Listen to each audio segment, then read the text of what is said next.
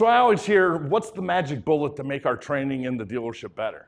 Dude, there is no magic bullet. I guess the secret to making it happen, I guess, number one, do it, okay? Get off your ass, do training.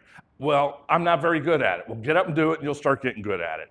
But I think the most important thing, if you're gonna make your training effective, that you need to really focus on is stop telling and start selling. Your salespeople, from now on, they're not your salespeople when you're doing training. They're your customers. And whenever you sell, you don't tell your way to a sale, you question your way to sale. You don't tell your way through training, you question your way through training. And when they're sold versus told, that's when they buy in. And you ever train somebody, I don't know, something as simple as a greeting, and they go out, and with the very next customer, they say, can I help you? Complete opposite of what you trained them. It's because they weren't sold, they were told. It's bottom line.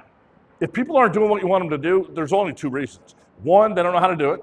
We can fix that. Or two, they don't want to do it. Well, if they don't want to do it, you need to sell them. If they don't know how to do it, we got to practice with them more.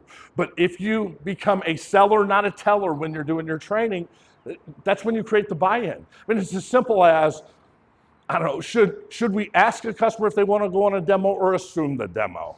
Your salespeople are going to say, well, we should assume it. Okay, so who should drive first? Should the customer drive first or should we drive first? They're going to say, well, we need to drive first. And should you wing it, your demo route, or have a pre-planned route? Well, we probably should have a pre-planned route.